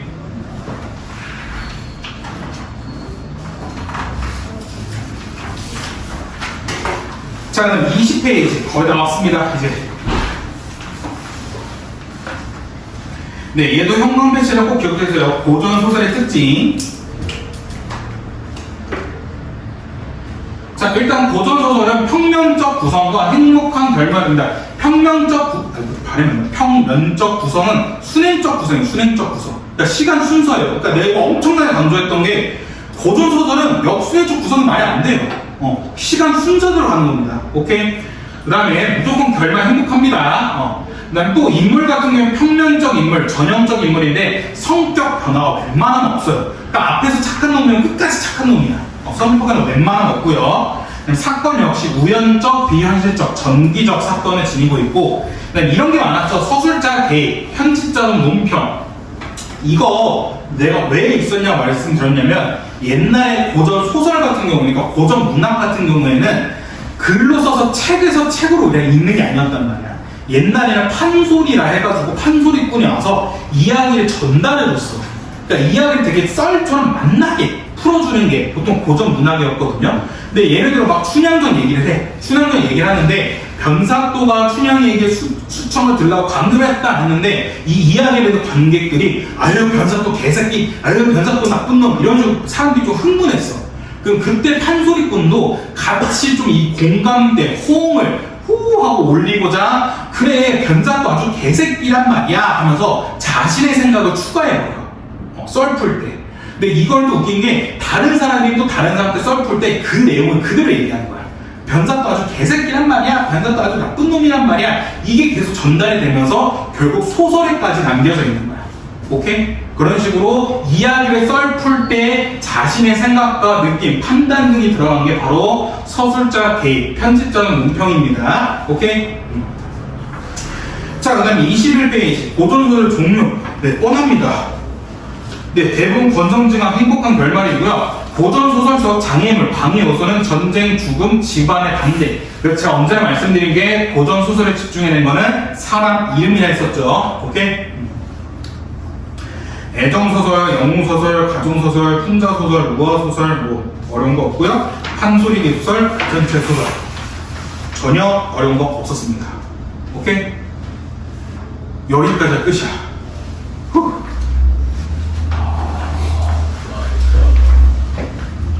그러니까 여러분 진짜 아까 진짜 제가 그냥 하는 말이 아니라 여러분들 이거 22페이지까지 정말 달달달달 이가 이 한 권도 솔직히 권수도 아니잖아. 이거 페이지 수로 해봤자 29페이지인데 나머지는 어휘야. 그러니까 이게 얼마 안 돼요. 얼마 안 되기 때문에 여러분 이것만 정말 달달달 공부하고 있으면 문학 진짜 웬만하면 다 해결할 수 있습니다. 그다음 또 어쩌다 보니까 여기 지금 3학년 없고 1, 2학년 친구들만 있는데, 그러니까 여러분 지금 이 시점에서부터 문학 공부 열심히 하시면, 그러니까 여러분들 좀 전체적인 목표를 잡아드리면 여러분들 2025년 3월, 그러니까 여러분들 겨울 방학 전까지는 딱 하나만 생각하시면 돼요. 선택 과목이랑 문학만 끝내자라는 생각하시면 돼요. 선택 과목이랑 문학만 끝내자는 생각을 갖고 2025년 3월에 모의고사 봤는데, 그때 모의고사 때 3등급에서 4등급 나왔잖아? 엄청 잘한 거야. 3등급에서 4등급이란 거는 이제 문학과 화법과 전문 혹은 문학과 언어 매체가 어느 정도 자리 잡았다는 거야. 그럼 이제 너네 남은 약 1년이 아니라 한 약 9개월이겠죠? 약 9개월 동안 독서만 하면 돼, 독서. 그러니까 너네 근데 거의 1년 가까이 독서만 하고 나머지 문학이랑 선택 과목이랑 감 유지로 일주일에 한 2세트 정도, 3세트 정도 그냥 문학 문제만 푸시면 되는 겁니다. 그리고 더불어서 플러스로 수능 특강만 공부하시면 되는 게 고3 계획이에요. 제가 언제나 말씀드린 게 왜 너네 2학년 애들을 내가 2학년에 안 부르고 예비 고3이라 하냐면 지금부터 해야 너네가 3학년 때 안 힘들어. 진짜 이거 3학년 아이가 있어서 한번 꼭 하고 싶은데 3학년 아이들 대부분 엄청 힘들어요. 왜냐면 3월달에 부랴부랴 하거든. 3월달에 부랴부랴 하는데 3월달에 부랴부랴 해도 늦어. 왜냐면 3월달에 그렇게 해서 내신이 없냐? 아니요, 내신이 있어. 심지어 3학년 1학기 내신은 비율도 엄청 커. 거의 40%가 들어가, 40%. 30%에서 40% 들어가기 때문에 엄청 또 비중이 커. 그래도 포기할 수 없어서 또 열심히 해야 돼. 근데 중간중간에 모의고사 계속해서 공부해야 된단 말이야. 그러니까 되게 힘들어. 그러니까 너네 그냥 마음 편하게 너무 조급해하지 말고 그냥 좀 간단하게, 오케이, 지금은 올해 남은 2학기 동안에는 화법과 전문이든 언어 매체, 선택 과목이나 문학만 끝내자. 근데 문학 끝내는 건 정말 이거면 돼, 이거.